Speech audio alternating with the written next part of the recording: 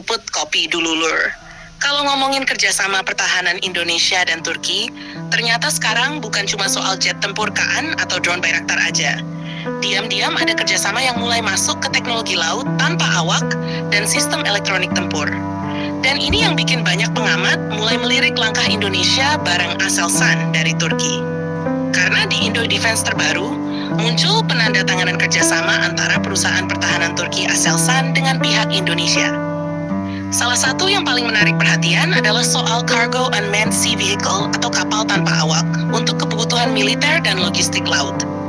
Kalau dilihat sekilas, mungkin orang mikir, cuma kapal drone. Tapi kenyataannya teknologi begini sekarang jadi rebutan banyak negara besar. Perang modern sudah berubah. Sekarang bukan cuma kapal perang besar yang menentukan kemenangan, tapi juga drone laut kecil yang bisa patroli, mengintai, bahkan menyerang tanpa harus mempertaruhkan awak kapal. Dan Turki termasuk salah satu negara yang perkembangannya paling cepat di bidang ini. Aselsan sendiri bukan perusahaan kecil. Mereka adalah raksasa industri pertahanan Turki yang bikin radar, sistem peperangan elektronik, sensor tempur, sistem kendali senjata, komunikasi militer, sampai teknologi untuk kapal perang dan pesawat tempur. Bahkan banyak drone Turki yang terkenal di perang modern memakai sistem elektronik dan sensor dari Aselsan. Nah, sekarang bayangin kalau teknologi mereka mulai masuk ke Indonesia. Kerjasama ini disebut mencakup penggunaan cargo USV atau kapal tanpa awak logistik.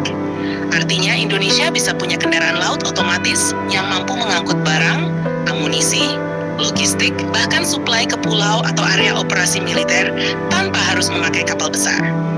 Keunggulannya apa? Pertama, lebih sulit dideteksi. Ukurannya kecil dibanding kapal logistik biasa. Kedua, risiko korban jauh lebih kecil karena tidak membawa awak. Ketiga, biaya operasional lebih murah dibanding kapal konvensional. Dan yang paling penting, cocok banget buat negara kepulauan seperti Indonesia. Indonesia punya ribuan pulau. Distribusi logistik militer selalu jadi tantangan besar buat TNI AL. Kalau ada USV atau kapal tanpa awak, suplai bisa dikirim otomatis ke titik tertentu, bahkan saat kondisi berbahaya. Apalagi sekarang kawasan Asia Tenggara mulai panas. Laut Cina Selatan makin ramai. Kapal penjaga pantai asing sering masuk wilayah sengketa. Belum lagi ancaman penyelundupan dan perang elektronik. Karena itu, teknologi tanpa awak jadi makin penting. Turki sendiri sudah cukup berpengalaman mengembangkan drone laut. Mereka sadar peperangan masa depan bukan cuma di udara, tapi juga di laut. Dan jangan salah lur, drone laut sekarang bisa dipasang radar mini, kamera thermal, sensor bawah air, bahkan rudal ringan. Beberapa negara bahkan sudah mengembangkan drone laut kamikaze seperti yang dipakai di konflik modern. Kalau Indonesia bisa menyerap teknologi ini, dampaknya besar. Bukan cuma beli barang jadi, tapi bisa membuka jalan transfer teknologi ke industri lokal. Di foto yang beredar juga terlihat nama PT Republik bersama Aselsan.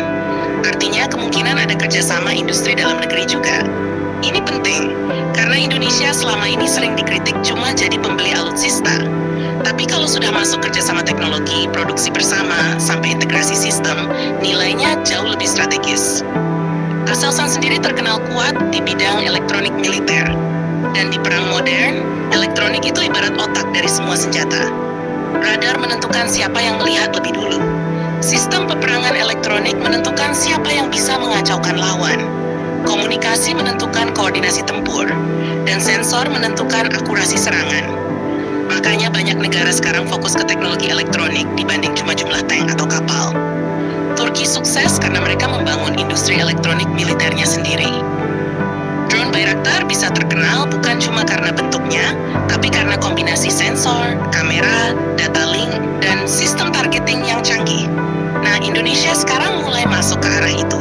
Kalau kerjasama dengan Aselsan berkembang, bukan tidak mungkin nantinya sistem radar, komunikasi militer, atau sensor kapal perang Indonesia juga akan memakai teknologi Turki.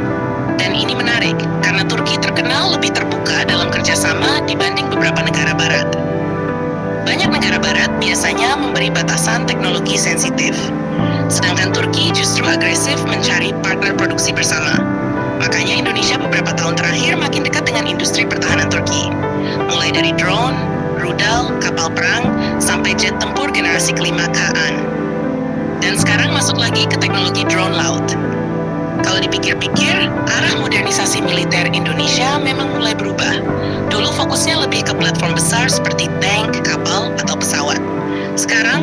masuk ke sistem pintar, drone, sensor, radar ESA, peperangan elektronik, dan kendaraan tanpa awak. Karena perang masa depan kemungkinan besar bukan perang jumlah semata, tapi perang informasi dan teknologi.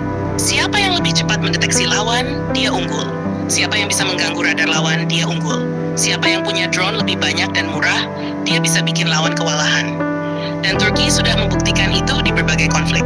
Makanya kerjasama ini sebenarnya bukan sekadar tanda tangan biasa. Ini bisa jadi pintu masuk Indonesia ke ekosistem teknologi tempur modern berbasis drone dan elektronik militer.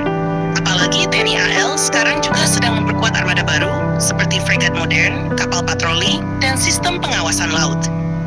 Kalau nanti dikombinasikan dengan drone laut otomatis, kemampuan pengawasan wilayah Indonesia bisa meningkat jauh.